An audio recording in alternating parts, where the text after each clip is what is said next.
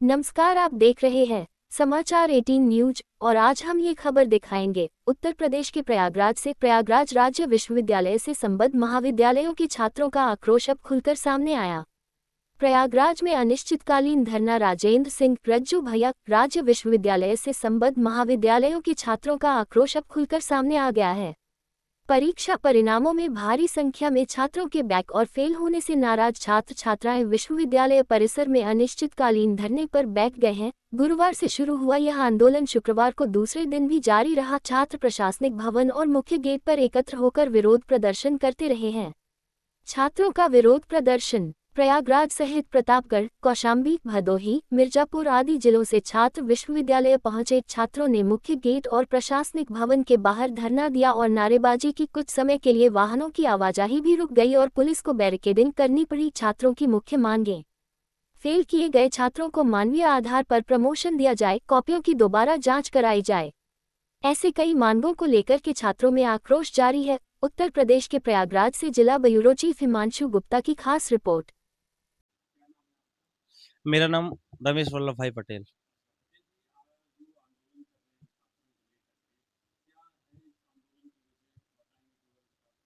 हम लोग 6 तारीख से लगातार मुझे पहला हमारा धरना 6 तारीख को था। उसके बाद परीक्षा नियंत्रक मैम आती हैं, बोलती हैं कि 1 सप्ताह की टाइम दीजिए और उसके बाद हम कुछ करते हैं छात्रों के लिए। आपको मैं बता दूँ कि 2.5 लाख छात्रों को प्रोफ़ेसर राजेंद्र सिंह रज्जू भैया में फ़ेल किया गया है। 2.5 लाख छात्रों के साथ, उनके भविष्य के साथ खेलने का काम किया गया है। इसीलिए हम लोग धरना दे रहे हैं, निरंतर धरना दे रहे हैं। जब परीक्षा नियंत्रक मैम बोलती हैं कि 1 सप्ताह का टाइम दीजिए हमें और उसके बाद हम छात्रों के हित के लिए कुछ न कुछ करेंगे। उसके बाद भी कुछ नहीं होता है, फिर हम धरना देते हैं, फिर हमें टाइम दिया जाता है। बीसी सर आते हैं, बोलते हैं कि हमें 4 से 5 दिन का टाइम दीजिए। उसके बाद भी कुछ नहीं किया जाता है। फिर हम 24 तारीख को धरना देते हैं, उसके बाद भी कुछ नहीं। अभी जाके कुछ छात्रों का रिज़ल्ट सुधर रहा है। उसके बाद हम लोगों के ऊपर फर्जी मुकदमे लगा दिए गए हैं। अब हमारे ऊपर 6 धाराएँ लगाई गई हैं, तोड़-फोड़ किए हैं, राष्ट्रीय राजमार्ग जाम किए हैं। इस तरीके से कई धाराएँ लगाई गई हैं।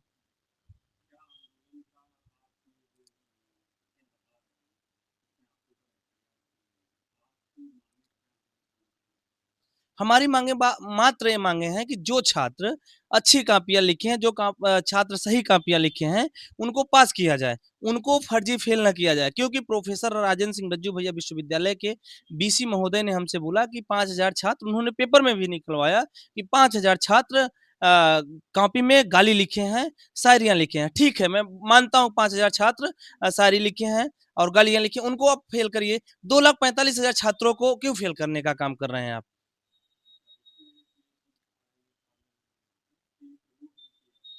जी, बिल्कुल सही बोल रहे हैं। अभी 2 दिन से प्रमोट हो रहे हैं छात्र। वो प्रमोट, ये सोचिए, आप प्रमोट पहले क्यों नहीं किए? आप पास पहले क्यों नहीं किए? अगर आप गलत नहीं हैं, तो क्यों कर रहे हैं? आप ग कहीं न कहीं गलत थे। हम लोग धरना दे रहे हैं, उसकी वजह से आप पास करने का काम कर रहे हैं। अगर आप गलत ना होते, तो बिल्कुल ना प्रमोट करते। मात्र आप सोचिए, प्रशासन पैसे के लिए ऐसा काम कर रही है। सरकार से हमारी मांग यही है कि जो हमारे ऊपर फर्जी मुकदमे लगाए गए हैं, उस मुकदमे को हटाएँ और जो छात्र कॉपी में अच्छी चीज़ें कॉपी में सही लिखे हैं, उनको पास करें और जो छात्र शायरी लिखे हैं, गाली लिखे हैं, उनको बिल्कुल आप फ़ेल करिए। हम नहीं कह रहे हैं कि जो छात्र शायरी लिखे हैं, गाली लिखे हैं, उनको पास कर बिल्कुल नहीं पास करिए। पर जो छात्र अच्छी लिखे हैं, कॉपी में सही चीज़ें लिखे हैं, उनको आप फ़ेल ना करिए।